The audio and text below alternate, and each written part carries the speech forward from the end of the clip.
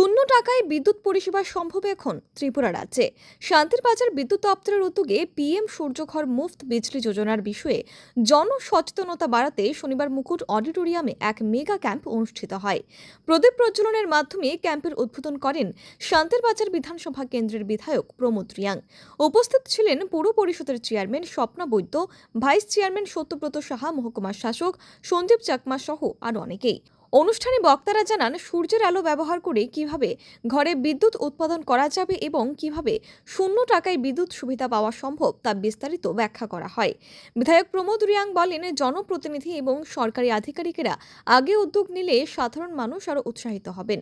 ক্যাম্পে আগত বহু মানুষ প্রকল্পের সুবিধা নিতে রেজিস্ট্রেশন করেছেন।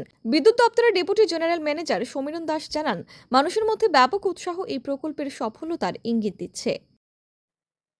এটাতে আমরা আমাদের ভারতবর্ষের যে মাননীয় যশস্বী প্রধানমন্ত্রী আছেন, ওনার যে প্রকল্প, সেই প্রকল্পটা যাতে সমস্ত মানুষ সুন্দরভাবে এটা ইমপ্লিমেন্টেশন করে, তার জন্যই আমাদের এই অ্যাওয়ারনেস ক্যাম্প।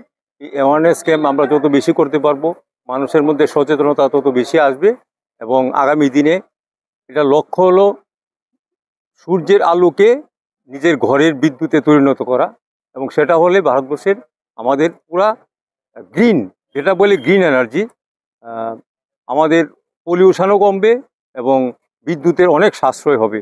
এই কারণে আমাদের এই অ্যাওয়ারনেস ক্যাম্পটা আজকে করা হয়েছে। সকলকে আমরা বার্তা দেবো যে আপনারা সবাই, সমস্ত জনসাধারণের, শুধু সরকারের দায়িত্ব না, আমাদের দপ্তরের দায়িত্ব না, সকলের দায়িত্ব সরকারি এই প্রকল্পটাকে সবার কাছে পৌঁছে দেওয়া, যাতে সূর্যের আলো থেকে কেউ বিচ্যুতি না ঘটে, সবাই যাতে এটা সমানভাবে পায়, এটাই আমাদের বার্তা। Bureau report, PV north east.